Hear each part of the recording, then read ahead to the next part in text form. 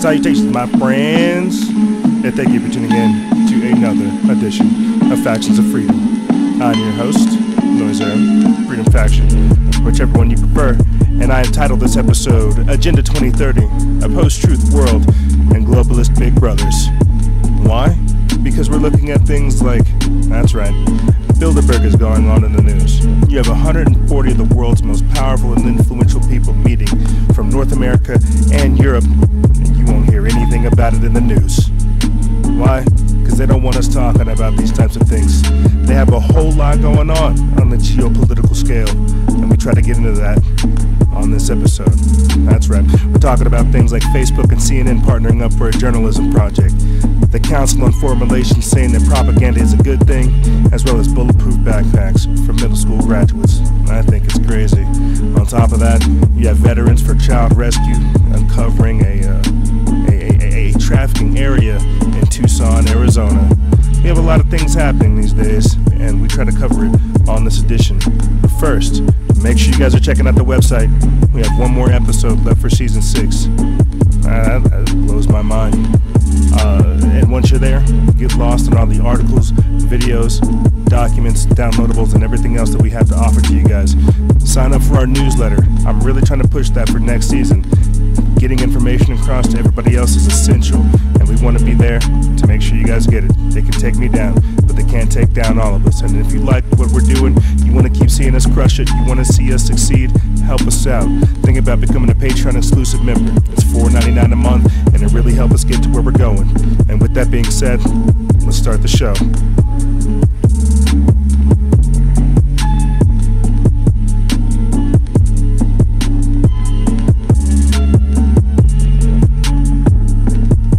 Salutations, my friends, family, cool people, lame people, people that are haters, people that are lovers, people that are spies, people that are undecided.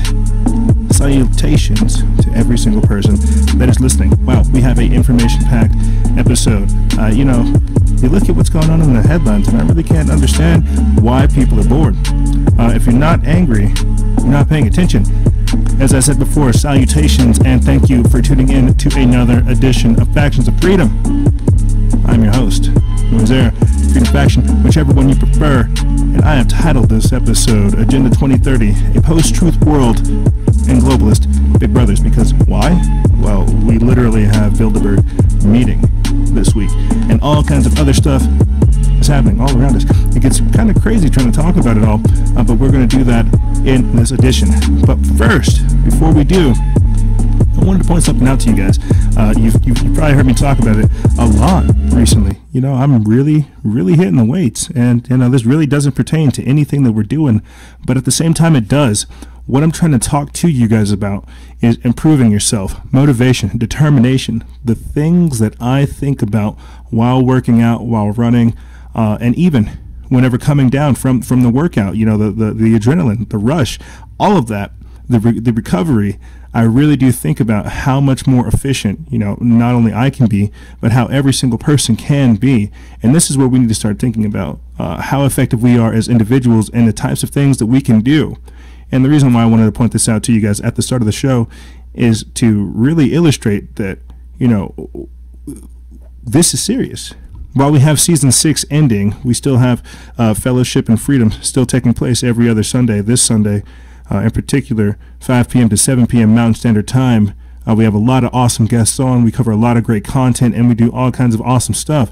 But Season 6 of our flagship show is ending, so make sure you guys are downloading all of our episodes, all of our audio portions, our video portions, the mini-casts, and everything else, because unfortunately, and this is what we saw this year with this season, we got taken down. YouTube hit us with that censorship nonsense, and they took away 4+ years of content. We have it backed up on our servers, which you guys can purchase, and we might also be doing the Pick Your Price event for that as well. But exclusive members, they get immediate access to it, all of the seasons, as well as our Building the Matrix documentary, and so much more.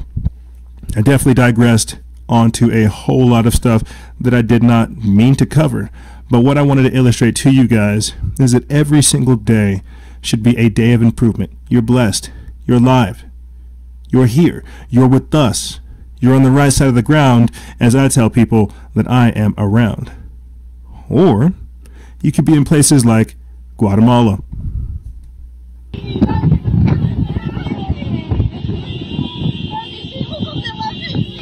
With their volcano fuego, volcan de fuego, the volcano of fire,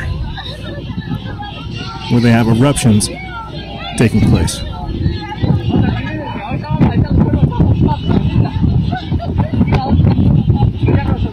Crazy.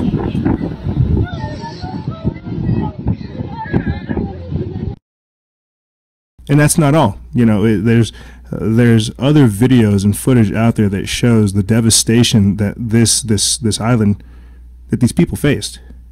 You know, I think it's over. There's no survivors. The ash literally buried the entire village.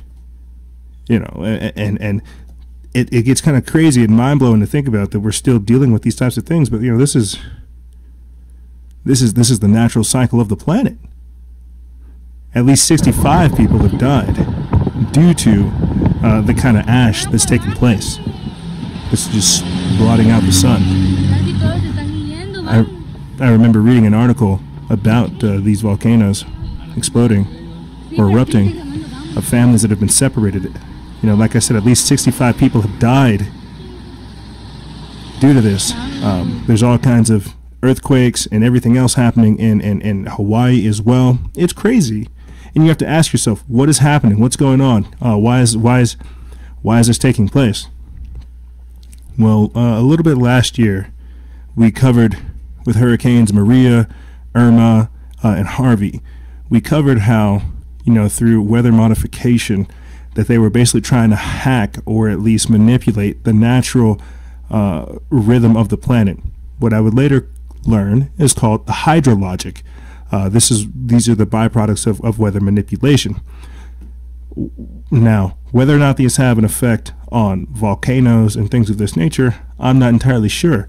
But evidence has surfaced in Hawaii that these eruptions are due to just that, fracking. That possibly some of these eruptions are not induced. Well, I guess that's probably the best word to use to say that, you know, these eruptions in Hawaii were caused by fracking. You know, you got to think, what is going on in the planet?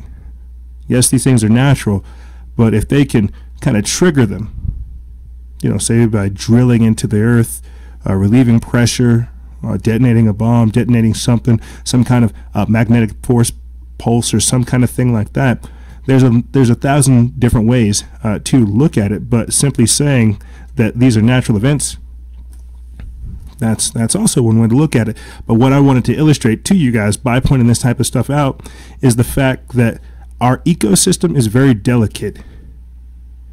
And whenever we go around pushing buttons, messing with things that are basically out of our control, we're bound to get these kinds of violent reactions.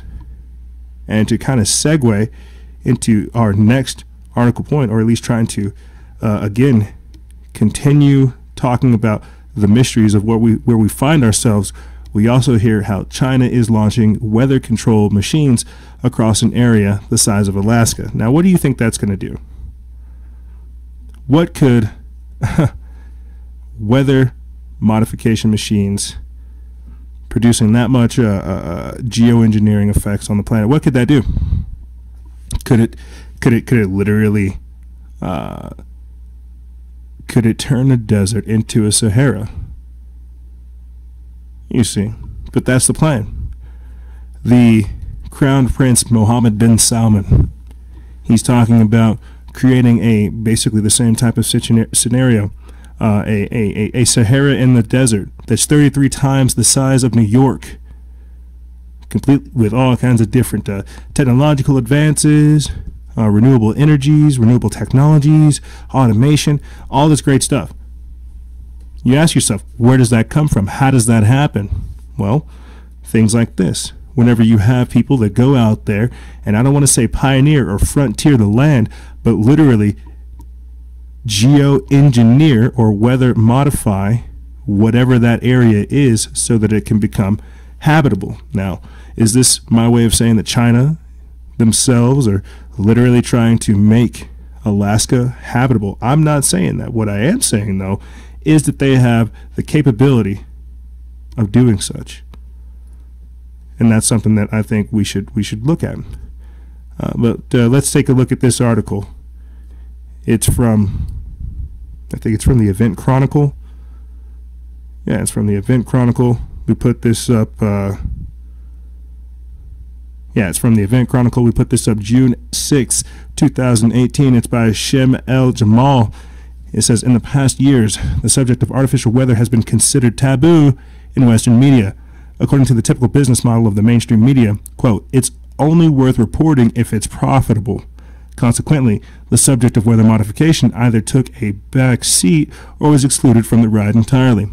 While certain media outlets continue to ridicule truthers and their intent to seek out real answers about weather modification, Forbes.com appears to be discussing this fact of modern technology openly.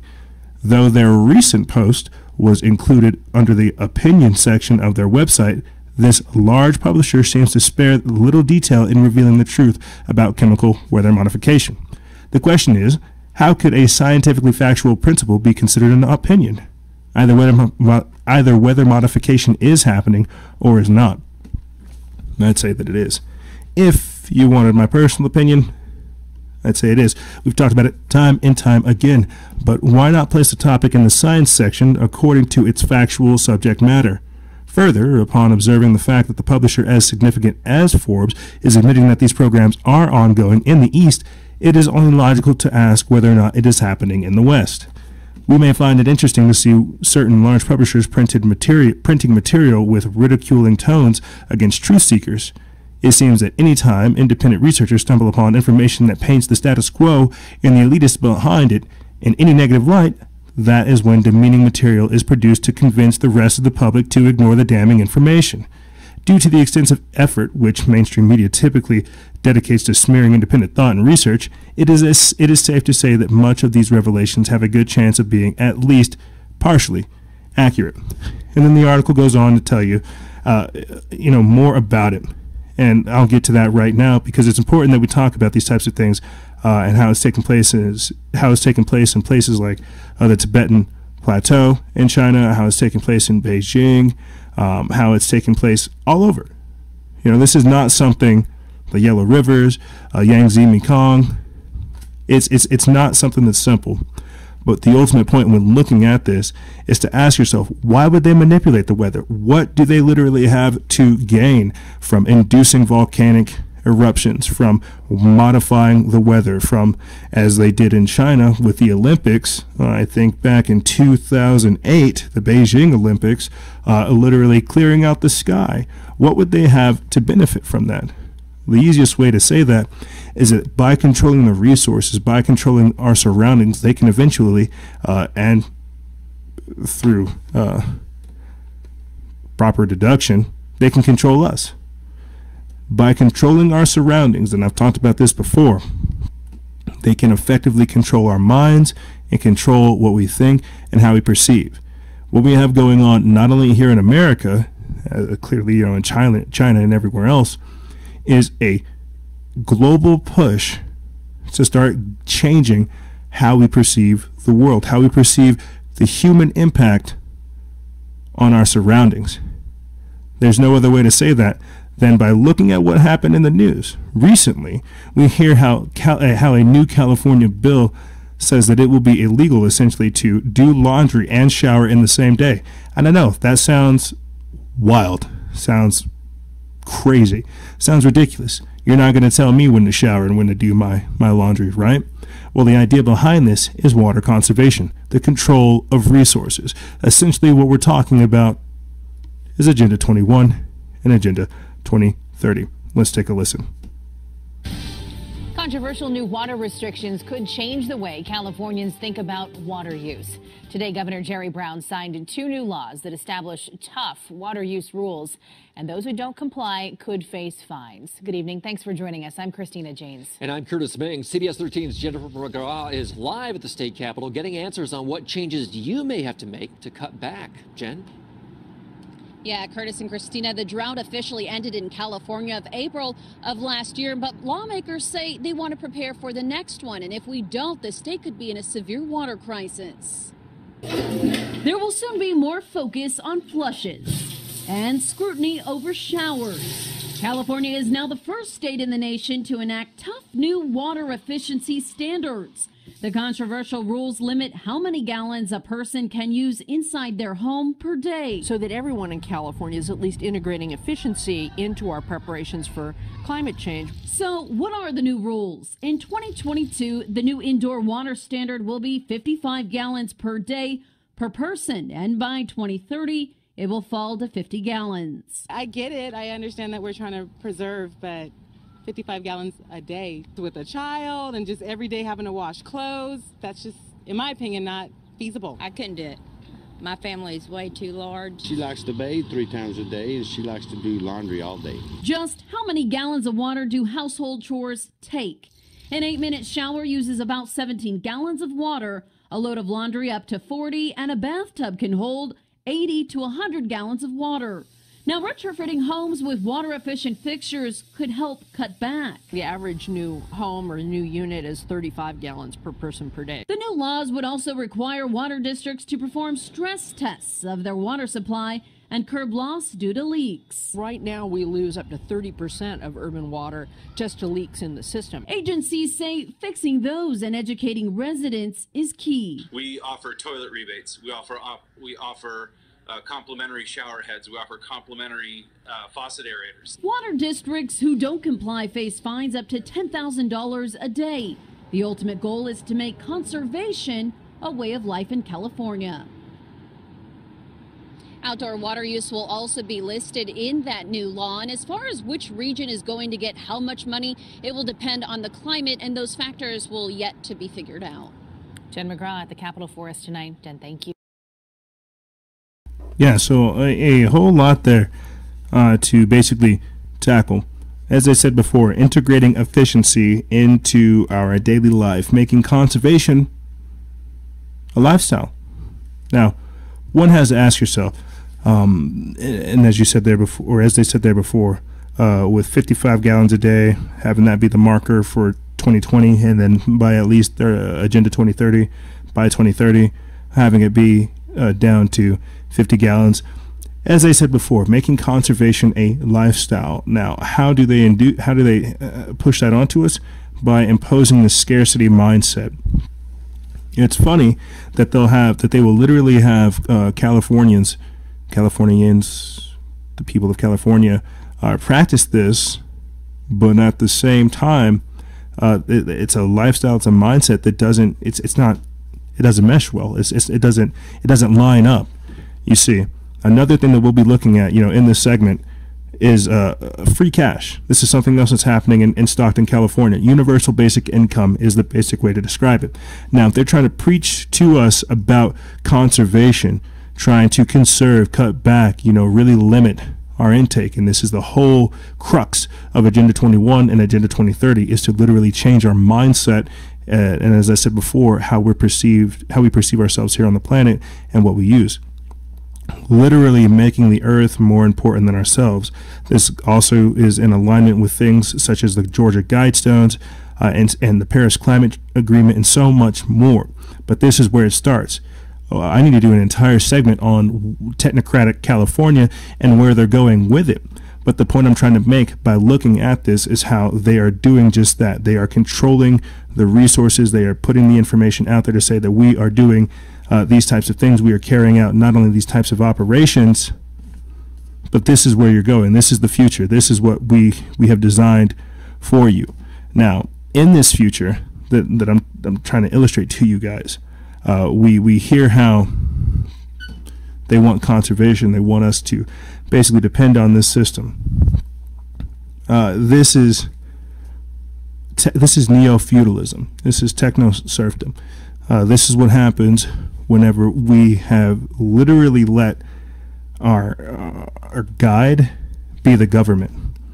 And what I mean by this is we have Amazon that has a secret laboratory working on cures, research, and other ventures.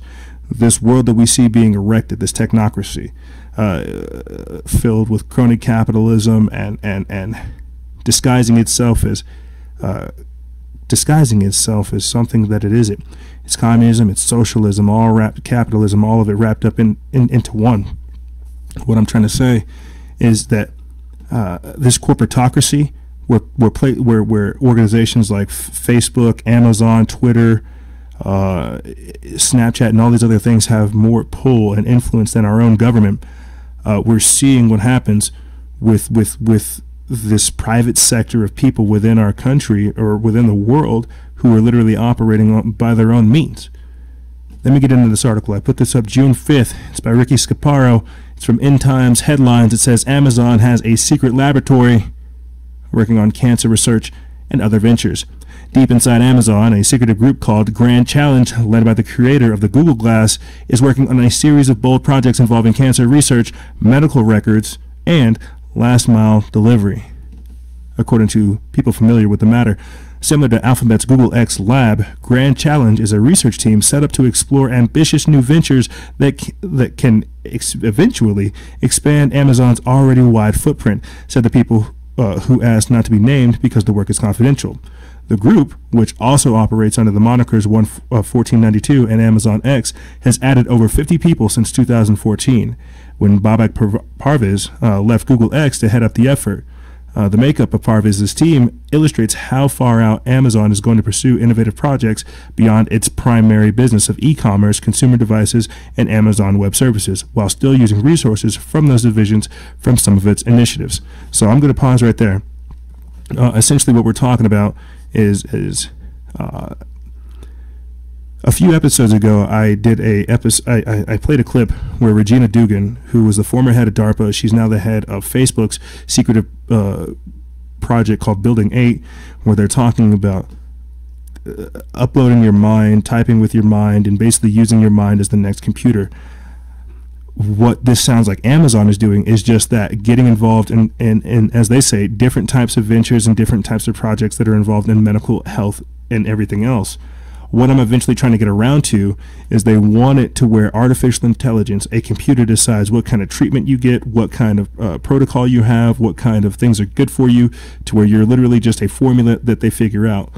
This is why we have so many people on the show that are involved in health to kind of point this stuff out. There are things that computers miss that that humans don't, you see. But let me get back into this article right here. It says, organizationally, Grand Challenge is part of the AWS organization, and Parviz reports directly to AWS CEO Andy Jassy, according to an internal chart. One person with knowledge of Grand Challenge said that the group gets a longer time horizon, that the group gets to take a longer time horizon than teams that focus on commercial products. An internal job listing for Grand Challenge quotes astronomer Carl Sagan in the Post, somewhere something incredible is waiting to be known. Amazon did not respond to a request for comment. Cancer research to the last mile delivery. Medicine and health is a clear focus area for Grand Challenge, and one particular project is on cancer research. Parviz and his team are working with Fred Hutchinson Cancer Research Center in Seattle, attempting to apply machine learning in ways that can help prevent and cure cancers, said a person with knowledge of the venture. A representative from Fred Hutch told CNBC in an email that the Medical Research Center has, quote, several projects underway with a few of our tech neighbors, including Microsoft, Amazon, and Tableau Software. Quote, given the early stages, we don't have any specific Amazon Web Service projects to preview, but hopefully later this year, the spokesman said. So I want to point that out. We're literally talking about how these people are using technology to come up with advanced cures, to come up with solutions. Now, could this fall into life extension? Could this fall into gene therapy? Could this fall into genetic modification? Could this fall into synthetic biology? Could it fall into biohacking? All of these things that we're literally talking about are the foundational principles on which this type of venture is being built. We've also had, I think, Jennifer Doudna. Yes, we played the clip where Jennifer Doudna, I think she might a biologist or a geneticist, but she herself is conducting different types of experiments, not only on herself, on her telomeres and everything else, to basically shorten the time period in which they erode, essentially trying to extend her duration of life. This is where we're at. This is what technology is doing. This is the nitty-gritty, beautiful part of where we are at. Now, why is it a problem? Money. Not everyone's going to have access to these types of things. Not everybody's going to have access to life extension style technologies, to cancer curing technologies, to all these things that sound marvelous and wonderful. You see, I'm going to say this and then I'm going to play a quick clip for you guys. A little bit of a personal thing about me. When I was like 14, 15, 16, I wanted to write a book about basically the movie Limitless. They stole my idea. But I basically wanted to have it to where it was a class-based society. Different types of people at different stages in different classes of society had access to different mind-altering and mind-expanding style drugs. So you had different classes that were basically smarter than other grades of society.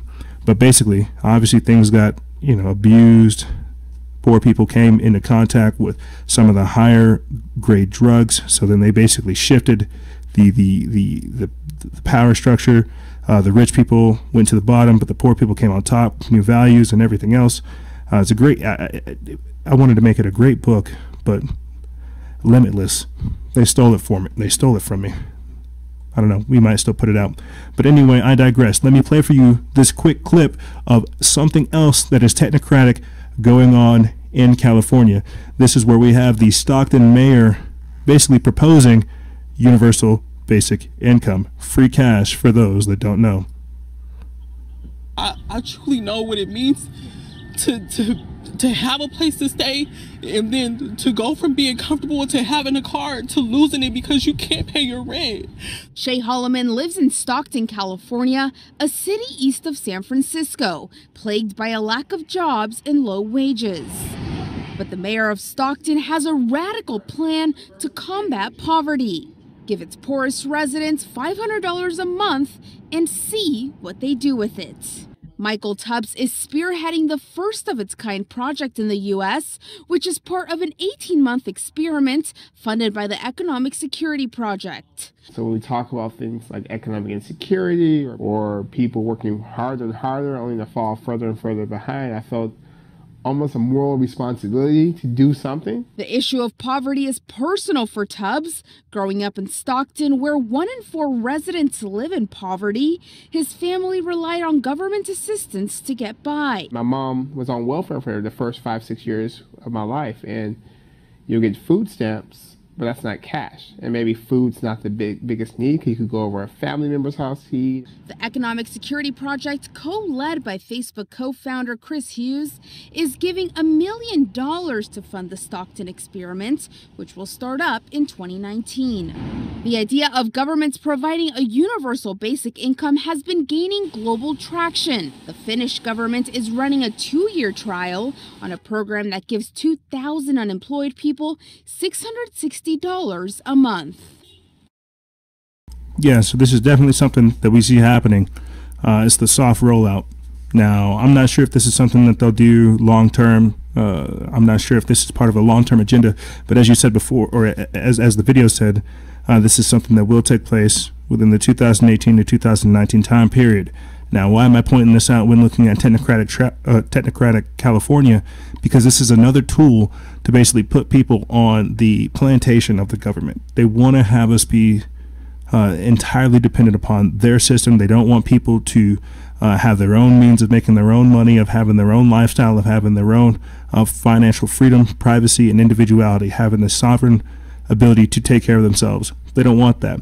What they do want is they want you domesticated, pacified, easily controlled, and under their thumb. And by giving you $500 a month, they'll be able to do just that. However, we're going to take a quick break, and when we come back, we're going to be talking about things like Facebook and CNN partnering up for some kind of journalism project. and how the Council on Foreign Relations says that propaganda is a good thing. Don't you know? You need to have stuff pushed down your throat. You don't need to think for yourself. Why would you do that? But when we get back, we're going to take a break. Or when we get back, we'll be talking about this and more on the other side. Ladies and gentlemen, stay tuned. This is Factions of Freedom. We'll talk to you soon.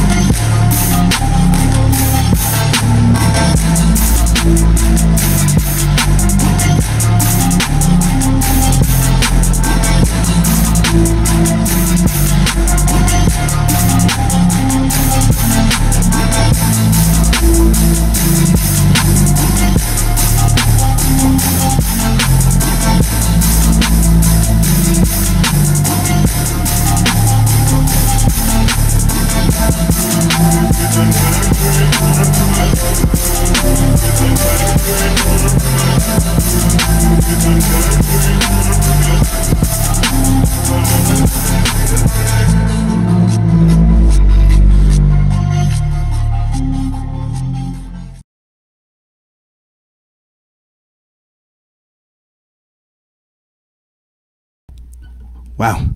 And we're back. That's right. Kicking butt, taking names, chewing bubblegum too. That's right. Multitasking, if you can believe it. Thank you for tuning in to another edition. That break is really something, wasn't it?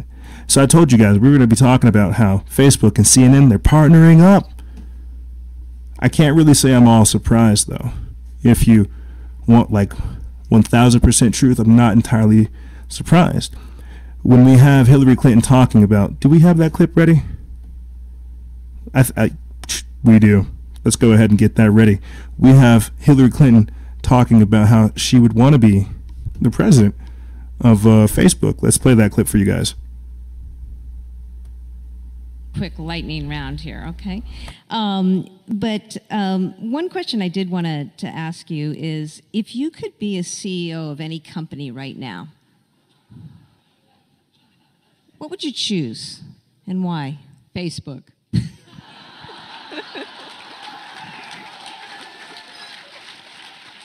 I just want to add, it's the biggest news platform in the world.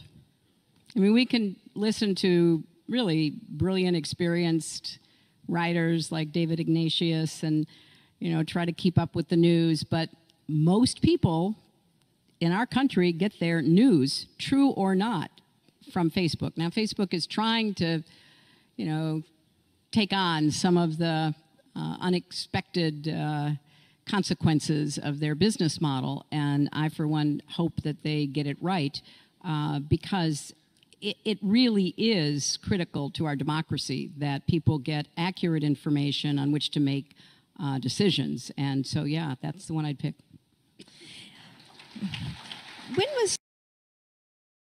Hillary Clinton might be crazy, but she's not stupid. Hillary Clinton might be crazy, but she's not stupid. She understands the amount of influence that an operation like Facebook could truly have. So when she makes those kinds of statements, yeah, we laugh. Ha, ha, ha, look at Hillary. She would want to be the president of Facebook or the CEO of Facebook. No, she's being very smart. She's literally trying to govern how you think, and then she can take your vote to continue to do so. People aren't understanding how influential something like Facebook is, Instagram, Twitter, and how influential you can be if you decide to have a voice. Now, as I said before, we're going to be talking about how Facebook and CNN are teaming up to come up with their own journalism project. Now, this is important because we literally have people who are choosing choosing for us what we see, how it's perceived, how it affects us, and why we should be offended. This is why you hear me say all the time, try not to get triggered. That's the whole point. That's what these people are trying to do. If they can get you upset, get you in your feelings, get you thinking irrationally, then they've won. You're not that much of a threat. They've got you in your feelings to where you're not thinking critical, to where you're not able to be effective, and they win. It's like that old quote from The Art of War by Sun Tzu. If your opponent is of caloric temper, agitate them. Let's get into this article. And this is from the Daily Sheeple. It says, censor-happy Facebook joins fake news propaganda outlet CNN for a journalism project. And let's talk about this. It says that Facebook announced a new component of its Facebook journalism project on Wednesday, a partnership with CNN and other media outlets to produce news shows specifically for Facebook. CNN, which has been a known government propaganda outlet, will now accept funding from Facebook for shows specifically to post on the social media network. Facebook will launch a set of, quote, fully funded news shows on their platform, including a twice-weekly show from far-left news outlet Mike and nightly show hosted by CNN's Anderson Cooper in an effort to crack down on fake news. There have been many instances in which CNN has been busted reporting fake news, using propaganda, and brainwashing the easily manipulated into accepting their own slavery. According to the Wrap, the shows will accompany the launch of Facebook Watch and, quote, despite being paid for by Facebook, will have full editorial control. The lineup includes ABC's News on Location, Advanced Locals Chasing Corruption, ATTN's Undivided, CNN's Anderson Cooper, Full Circle, Fox News's Fox News Update, Mike's Mike Dispatch, and Univision's Real America with George Ramos.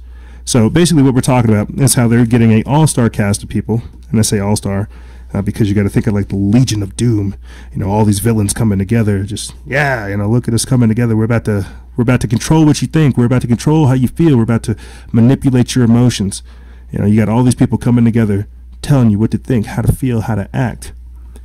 And this is already happening. With those quick little videos that we see where they inform you of these types of things, that's essentially what's happening now. Facebook launching their journalism project is where they're taking mainstream media because they can see that their numbers and their ratings are dying, and they're basically integrating it, injecting it into social media. This is why they're cracking down on pages like my own, cracking down on shows like mine, and trying to really censor the information. They're realizing they have to do so much in order to combat what they consider fake news. I'll put it to you guys this way, and then we'll move on to the Council of Foreign Relations propaganda. I had somebody say, they messaged me. They said, oh, so now you're the unrivaled arbiter of truth, and CNN is fake news. And I'll put it to you this way. The shortest way I can answer this is I've never said that, but it's important that we have alternative and dissenting opinions, simply because trusting one individual or any kind of operation with the truth is a very dangerous thing. Look at things like the Smith-Mundt Act. We've talked about that over here. Look at things like Operation Mockingbird. We've talked about how the CIA has infiltrated our educational system, as well as the communist Chinese. And these are just things that people publicly have access to. So when it comes to news, which is something that people really care about, we have got to make sure we get our facts straight. So I'm not, somebody trying to claim that I'm truth. There's a lot of things that I miss and that I don't post and that I can't post because I'm not fully aware on it, and I don't want to misinform people. But I digress. We need to have an open discussion and an open forum about all the things that we see taking place. And whenever we have people controlling that narrative, we literally become slaves to the propaganda.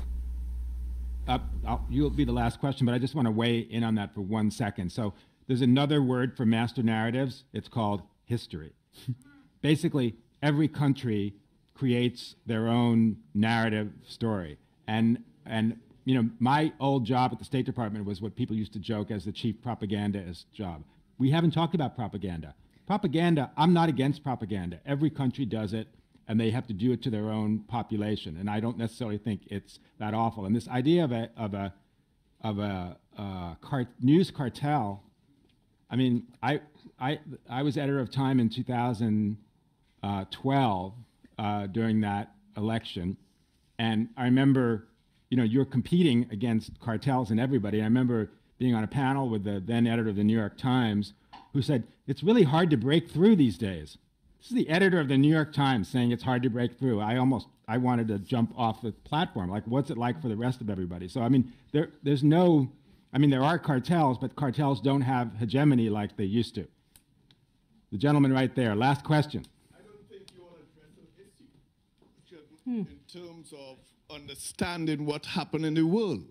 Because what is happening in America is what the United States flipped on the global south and in the third world, which we live with for many, many years in terms of a master narrative that was and still is propaganda. You know what? I hate last questions. Don't you? I usually just want to end something before the last question. But at any rate, I want to thank this fantastic panel here today. Wow.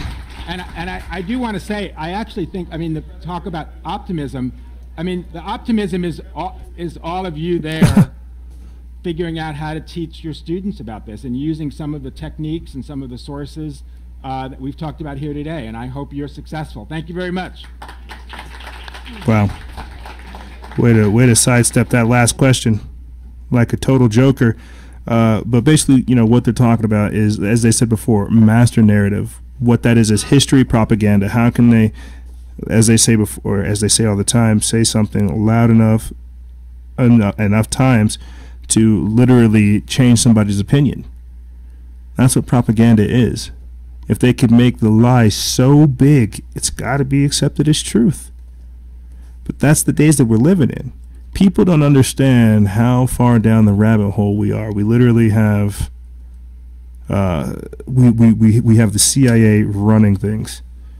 We have FBI running things. We got the deep state fierce in control. There's a lot of stuff going on, and it's a literal fight for your mind, for your ideals, for your hopes, for everything that drives you. And whenever you have people coming together, using the tools at their disposal to actually try and create change and influence people, they don't want that.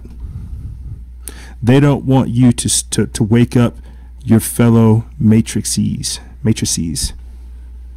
They don't want you to be able to wake up your friends, your family. Nope. They realize that conspiracy theorists, the idea of a conspiracy theorist is actually it's more intriguing than their intention. They tried to make it seem like it was a bad thing, and it actually became like a good thing. People want to know questions. People want to know what's going on, so they'll figure it out.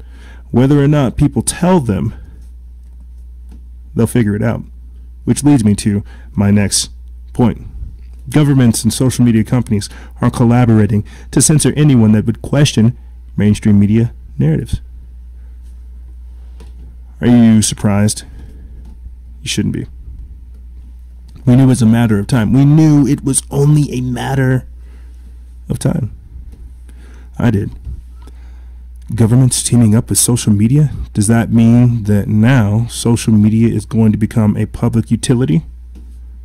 And I keep saying this, out there. What if it, as, with the universal basic income, the free cash that Michael Tubbs of Stockton, California is offering, what if, in the future, you're required to have one of these public utility Facebooks to, have access to your money, and that sounds wild, but we don't really see how everything's being shaped up around us and where it's all going to go. This is why we have to pay attention to so many different things like Agenda 21, Agenda 2030, and so much more. But let's get into this article. I put this up June 5th. It's by Sons of Liberty Media by Michael Snyder. And I won't get into all of it because it is definitely lengthy, but it says the era of free and unfettered speech on the internet is rapidly dying. All over the world, national governments are working closely with social media companies to take control of internet news.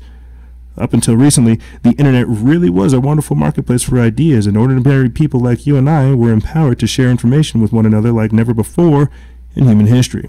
But now, that's right, but now the elite have seen that power, seen what it can do, and they're cracking down hard. The term fake news has come to mean any source that would dare question the official narratives that are being fed to us from the mainstream media. And in reality, to push the censor fake news is really just an all-out effort to eliminate independent thought. Before the internet, it was much easier for the elite to control the flow of information, but now they're taking unprecedented measures to control the flow of information in the digital age. Just check out what's happening in France. A proposed law that would give authorities the power to immediately halt the publication of information deemed to be false. Under the law, French authorities would be able to immediately halt the publication of information deemed to be false ahead of elections. So all of that information, and this is something that we'll get into later on in the show, all of that pedogate information, all the Hillary Clinton and Haiti information, all that stuff, that would be considered false if Hillary Clinton was, as she said, president of Facebook. You got to understand, these people are revealing themselves to us, and for some god-awful reason, we don't want to listen. We don't want to see how these people are telling us. We want to censor you. We want to control what you feel. You know, you better obey Big Brother. We have your best interest at heart. You know, as they literally put like a boot on our neck, you know. And this is what I'm really trying to talk about and illustrate. We don't understand how crucial and important these days are. We're going to look back and ask ourselves, what happened? Why did we let it go? How did we get to this point? We got to this point because we surrendered our power. We got to this point because these people that act as if they are in power govern us, manipulate us to where we think we're inferior. We don't realize that it's our money that's lining their pockets. That these people are the ones solely in control. You see, let me get into this, finish up here. It says that social networks would have to introduce measures allowing users to flag up false reports, pass their data on such articles to authorities, and make public their efforts against fake news. So literally, you could get paid being a snitch. Like those jerks that report my posts on social media because they don't like them. They will literally be given the authority to deem what is true and what is false. You see how this works? I gotta say this real quick. You see how this works? They take disempowered people, they give them a little bit of power, and because people don't really know what to do with power, they abuse the power. They abuse their position, they abuse what they've been given, and then we find ourselves in the situation to where it's the jaws are just tightening on us ever faster. Oh, but we're considered crazy conspiracy theorists because we can point these types of things out. Yeah. And the law would authorize the state to take foreign broadcasters off the air if they are attempting to destabilize France, a measure seemingly aimed at Russian state-backed outlet, RT in particular. New measures under consideration by the European Union as a whole are even more draconian. According to a Breitbart report, all social media companies would be forced to use content regulation technologies to monitor and control all uploads. So, you know, let me give a example to you guys about what that means. Basically, sometimes when I'm uploading videos, if I have something that YouTube doesn't like, it'll tell me mid-upload, and I have to go back through and reproduce the episode without that video to get it up there. They can literally detect live time when you're streaming if you cover certain things. Another perfect example of this is whenever I was covering Russian training facilities in Semipalatinsk and how they were conducting psychic research, looking into things such as psychokinesis, ESP, and everything else, telekinesis, and everything else that comes with that. And the episode might still be up, but you can go back and listen to it. I was live with Lori, who will be coming on the Wake Up Radio this Sunday, and they cut it. They cut the feed live We had to basically restart it. So they have these technologies right now. And the idea is to basically just that, disrupt the flow of information. Now, in the UK, Theresa May has also launched a misinformation army, an army of trolls, of people who are out there trying to govern and manipulate what people think. If you've read comments and probably seen people duke it out in the comments, debating over what's right and what's wrong, you've also seen people who just say obligatory stuff, trying to incite either anger, ignorance, or rage. There are people who are literally paid to be that way. That's why you got to learn to shut them down. I shut them down. I don't want to deal with it. And essentially what we're talking about and what we're dealing with is just this algorithmic adversity. Once you get put into this category, it's very hard to get out. And so this is where we're going. And it starts with things like this, the government's teaming up with social media. Where we're going and why information is so important, why the free expression of ideas is so important, is considered a threat to the people who would want to control and govern how you think, how you feel, and how you act. And speaking on that, for some strange reason, I don't know why it's strange, but this isn't getting any coverage.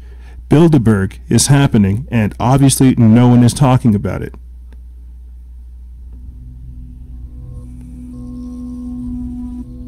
And I'll read this for people.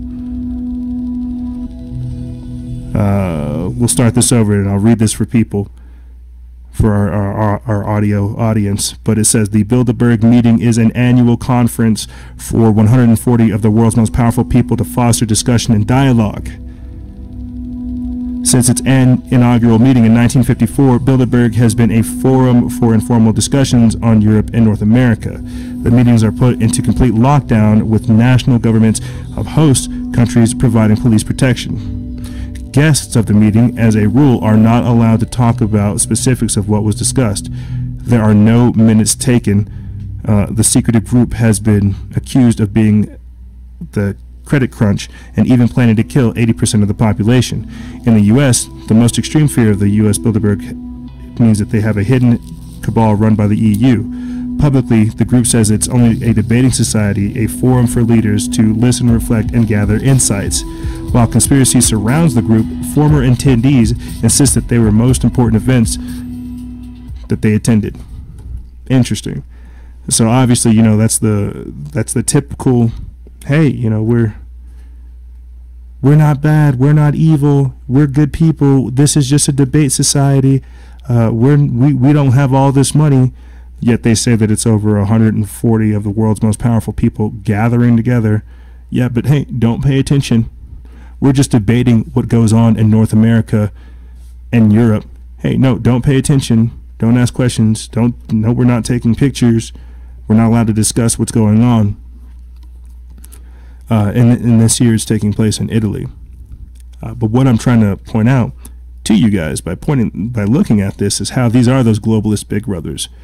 This year, they're actually talking about what does a post-truth world look like? You know, what they're trying to figure out, okay, what do we do with this fake news thing? People are really starting to wake up to it. It's becoming useless. We can't really use it, just like conspiracy theorists. It's not doing its job. What do we do with this? They're talking about populist uprisings. They're talking about U.S. midterms. They're talking about artificial intelligence. They're talking about everything that is going on around us and how they can manipulate it, how they can control it. You see? Because that's what people with money and influence do. They control things. So for that clip to point out the fact that these people have debated killing off 80% of the population, I would say that they're not too far off from being right and trying to achieve this goal, because this is something that we look at in depth in so many different ways, that it is very real. I don't understand how people can't see that there is a shadow organization of people, of truly rich, influential, powerful people in the background trying to control things. You know, I mean, just the other week, we played for you the clip of George Soros, you know, admitting that he's a Nazi collaborator. This is the guy that's funding all of these other destabilizing efforts in our country and around the world. But if this is one man, and people can't put two and two together on how, what this one man represents, an entire group or a cabal of people in the background who have what seems like endless money able to finance their political agendas, people don't get it. People really aren't seeing how that's the case. But I digress. Let me get into this real quick, and then we're going to take a quick break. But basically, what we're talking about is how Bilderberg is setting up for their 2018 meeting. And at this meeting, I put this up June 5th. It's from the Judge Report feed. They're talking about, as I said before, things like the populist uprising, the U.S. midterms, and what to do in a post-truth world. Now, clearly, the point that intrigues me the most is a post-truth world. What does that mean? And as you see right there, they have the all-seeing eye. But this is important, and I'm going to read this for you. It says, Bilderberg globalists are concerned about the populist uprising sweeping Europe. The annuist elitist confab is set to meet this week in Turin, an appropriate venue given that Italy has just elected an anti-mass immigration Eurosceptic coalition government. According to the group's official website, the number one topic of conversation at this year's secretive meeting will be populism in Europe.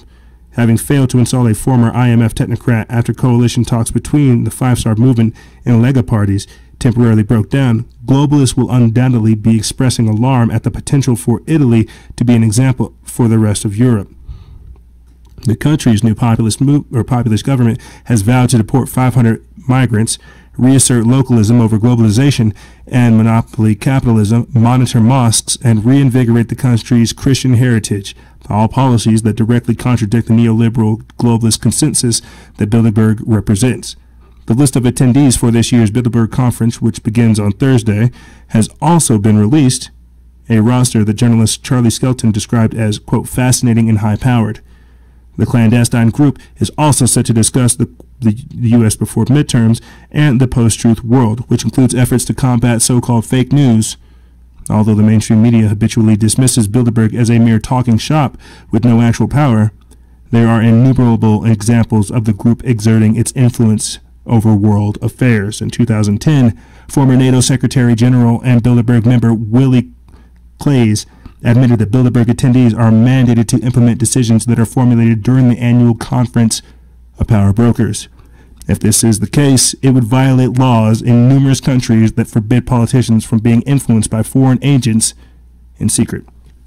In 2009, Bilderberg chairman Etienne Davignon even bragged about how the euro single currency was a brainchild of the Bilderberg group. So there you have it. People who even come out of the organization talking about the organization, talking about, how influential it is. But that's what they do. They need to influence people. They need to control. They need to govern. It's a power thing. It's control.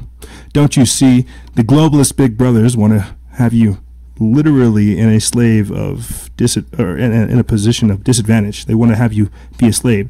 They don't want you to be able to empower yourself. This is why they say knowledge makes a man unfit to be a slave.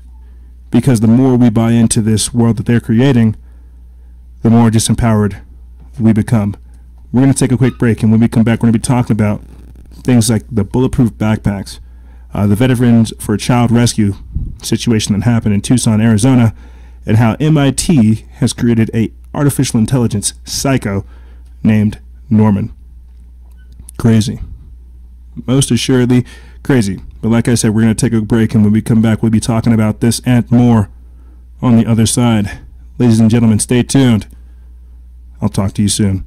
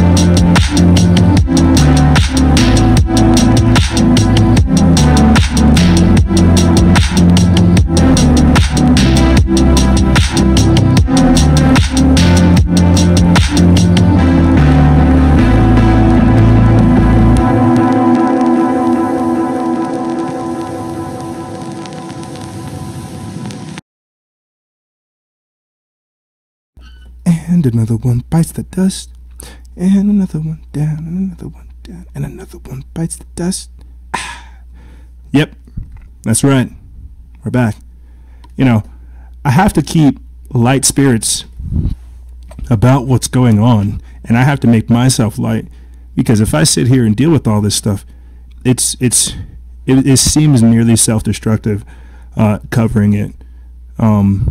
But really, you know, and this is something that I think a lot of people will understand. I'm the most optimistic, you know, about the future. As bleak as we cover things and make them seem, do you know how much of an opportunity for change this gives us? The problems are really the solutions, and we just really have to gear our mind towards looking at this. Now, I'm going to play a clip for you guys where we basically have these middle schoolers being gifted bulletproof backpacks, or a plate for a bulletproof backpack, and I think it's ridiculous. You know, you're basically saying, hey, let this kid be a target. You know, this is just going to make somebody want to get a higher caliber gun to pierce the plate. You know, you're not addressing the root issue. It's mental illness. You know, we played for you a few weeks ago, I think it might have been last week, the Nicholas Cruz clip. That kid was crazy. That kid was clearly certifiable. He talked about literally being the school shooter. Got called up, or people reported on him X amount of times. All the signs were there, but nobody did anything. So the school's response is to give kids backpacks? No, you really got to look at what's going on. I digress, but this is something crazy. And on top of that, you know, there were a lot of articles this week talking about how people are taking, still, a few weeks after, of pointing this out. There are more articles even this week of people taking their kids out of school because of not only what's being taught, but because of the environment. You're putting your kid in prison. Jaden Smith, who I'm sure everybody has followed and seen, you know, he reposts a lot of our stuff as well. But he recently, and I didn't want to talk about this last week because we were talking about celebrity worship. He was talking about how schools themselves, they're like prisons. From the bell telling you when to go to your next objective, to how you eat, to the schools, to how you're taught, to everything that is going on in school, it's slowly conditioning you to become a prisoner. So that's why people are taking their kids out of school. Don't give your kid a bulletproof backpack. Really talk to your kid about what's going on. Mental health is a very real thing, and this is not the right solution. But let's get this clip ready for you guys. Take a listen where they're giving middle school graduates bulletproof backpacks. Right now, in response to that wave of school shootings, a local company is outfitting students heading to high school with what it's calling ballistic shields. In essence, the chest plate to a bulletproof vest. Our Bruce Gordon is just back from a Catholic school in Chadsford, Delaware County, where 8th graders graduating received this. Well, it's an unusual parting gift. Yeah, it sure is, Lucy. St. Cornelius is located in just the kind of quiet, almost idyllic setting that we used to think made schools immune to this kind of violence, mass shootings. Well, clearly times have changed, and so apparently have graduation gifts. The graduating 8th graders at St. Cornelius seemed unsure just what to make of their welcome to high school gifts, the kind of gifts they pray they will never have to put to use. So when you were in 2nd, 3rd, 4th grade, you ever think the day would come when you'd need this? Never know. I never thought I'd need this now. It's sad that times have called for such a product to be invented, but we have answered the call. Glen Mills-based Unequal developed the ultra-thin Safe Shield and designed the 10 by 12-inch plate to be slipped into a backpack, which can then be used as a safe shield. Handguns are useless against a product like this.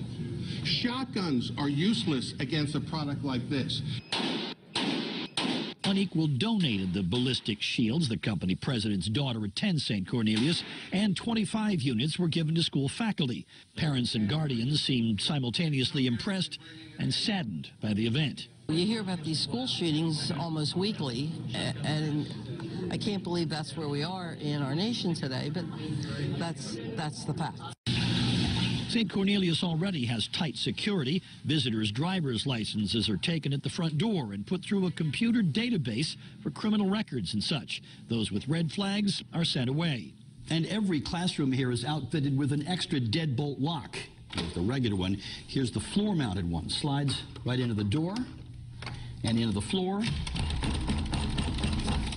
No way anyone's getting in here. Principal Barbara Rossini knows the chances of a shooter targeting her school are microscopic. Still, anything that we can do to protect our children and our staff, that's my job, to protect them, and I try to do the best I can. These ballistic shields retail for $150 a piece. Schools can get a discount rate at $99. Are the shields the complete answer to school shootings? Hardly. But this school, at least, has decided they are part of the solution. Lucy? All right, thank you very much. Crazy. You know, so again, I don't, blows my mind. What's going on? You literally are giving bulletproof shields to children. And that's education. Now, I'm not going to go on a rant on my qualms and my issues with education, but this is not an education. This is indoctrination. Basically, what we're talking about is how what school is becoming is just that. Follow these orders, follow the steps, follow these things. Don't think for yourself. Like it's crazy. It is crazy, and giving these types of things to the children, it blows my mind. But you know, let's kind of move on to another disturbing thing surrounding children that's important. We heard how, you know, there's land in Tucson, Arizona that is involved in sex trafficking and human trafficking. Now, this is something that we pay heavy attention to. And if you guys want to know more about human trafficking and how deep it really does go, and the different types of things that you can help to combat it, go back and listen to our episode on fellowship and freedom, as well as over here on Factions of Freedom with Dr. John A. King, where we've talked about anti-human trafficking efforts and everything else that's surrounding that. It is very real. It is not a conspiracy theory. This is why Pedogate is so important, why spirit cooking is so important, and why Pizzagate is so important. And if I can, what I'll do for you guys is I'll read for you one of the messages that I got in response to posting about these types of things. Somebody in Chile messaged me directly in relation to the pedophilia and the human trafficking and everything else that goes on there. But why this is important is because we're literally talking about how children are being taken through CPS, Child Protective Services, or through so many different other means. But this week, footage came out from Craig the Sawman Sawyer's movie Contraland on just that sex trafficking land or human trafficking land in Tucson, Arizona. This is a prison cell. Only kids are being held down here. I can tell you exactly how.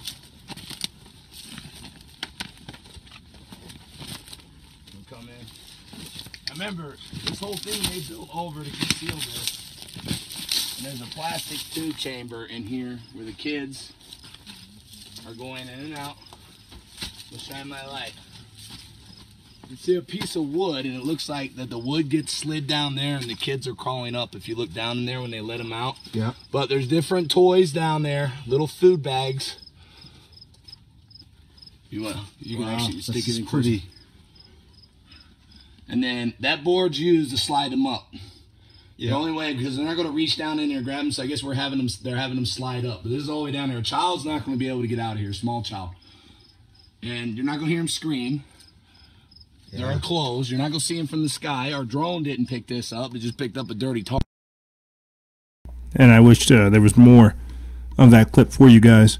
But there's definitely more that's going to be featured in his movie, Contraland. We'll try to carry it for you guys because we definitely have some of the footage that has come out surrounding all this stuff because it's important and imperative that we look at it. But this next clip that I'm going to play for you guys is in the same area where they find more evidence of just general disgusting human behavior. All right, so with these straps, looks like wrist restraints on the tree. That looks like a child's car seat. And this children clothes. Children. There's a child's stroller, the purple stroller there.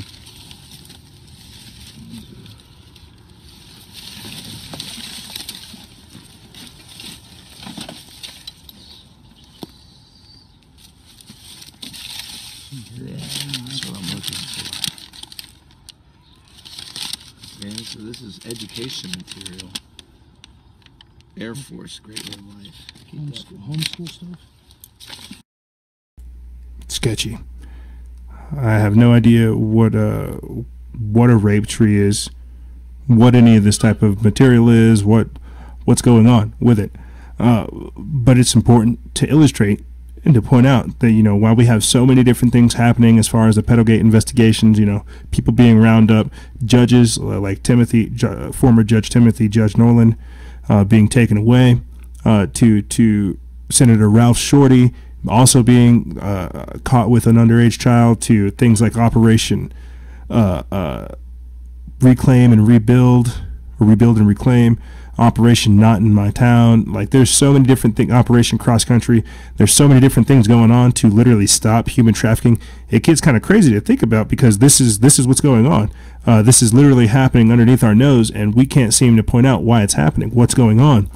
And if people are really curious as to why that's important, why human trafficking is so prevalent, and why you always find that it's politicians or people high up there that are involved in these types of things, it's because of the spiritual aspects, the spiritual implications, as well as the physical desires that these people are having. Now, this is something that's come out for generations. These people are sick. Long story short, these people are sick. And they're psychopathic, they're pedophiles, and a lot of it's not even for pleasure. A lot of it is strictly for power. How these people operate is inverted of the reality that they are trying to have us live in. It's crazy. It is crazy what these people will do for power. If you want to trip down the rabbit hole, look into things like adrenochrome. This is basically the I don't want to say the pheromone, but this is what's excreted from the human body whenever it's under tremendous amounts of stress, and it's particularly pure from children. This is why we also have the harvesting of organs, the harvesting of skin, the harvesting of this material. Look at things like Planned Parenthood, the harvesting of fetus, the harvesting of melanin. There's so many different things to look at with just eating human and human to human creation. It's crazy. It is crazy. And it starts with just that, with looking at human trafficking. It's not just sex slaves. It's not just mail order brides. It's not just any of these things. It's so much more. But it's an industry. That's how these people treat it. But I'm going to read for you guys this comment that I was sent directly from somebody from Chile, and then we're going to move on with this segment. It says, "Hi, dude. I'm from Chile. Just read the post about the bishops." He says, "Freedom Faction. Dude, I'm from Chile.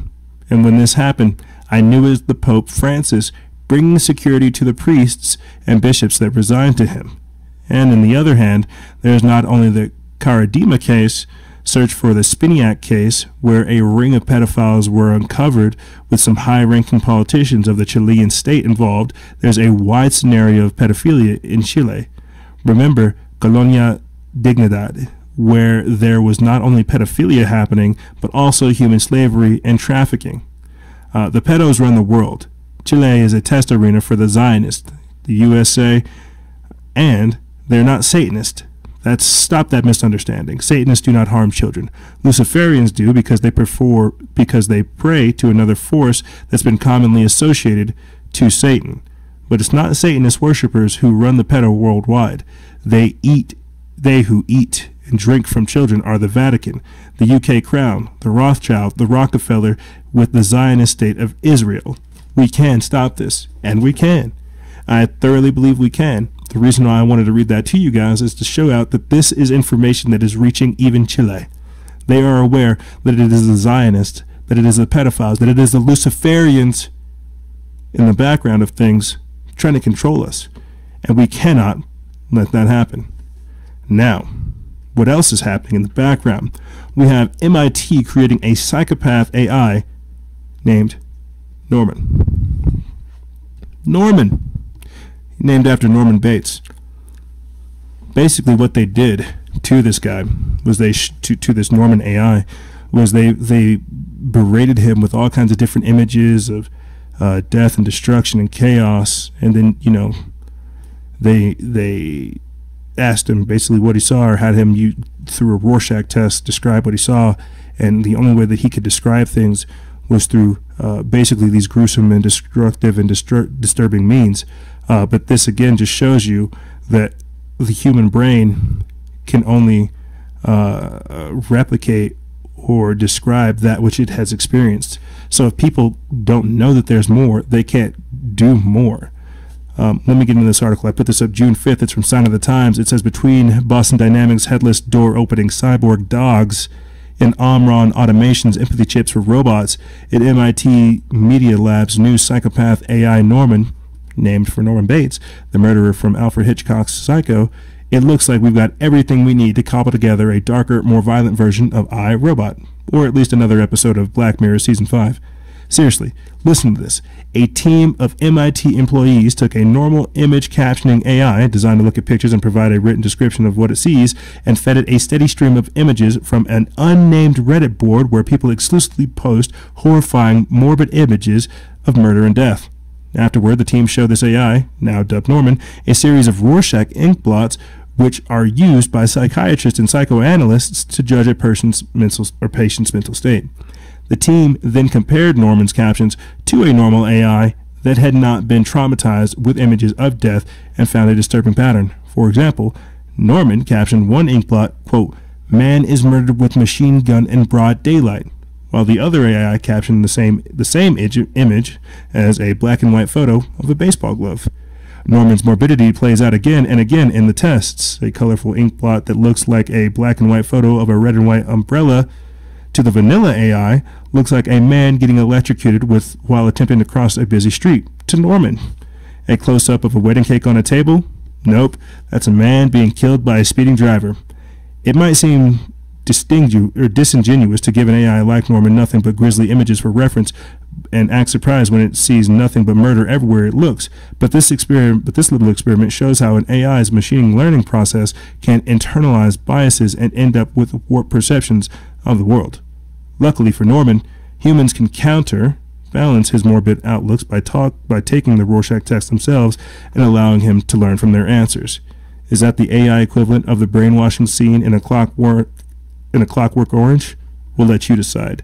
Basically, what we're talking about is what we're feeding AI, what we're feeding this technology, literally will come back to us. And I've talked about this before.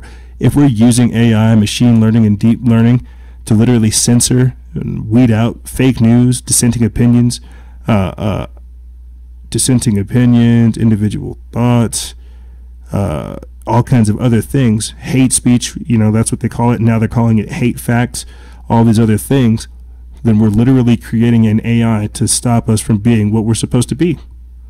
We are literally creating our enslavement by giving our power over to the system that is trying to further indenture our enslavement. That's why it's so crazy.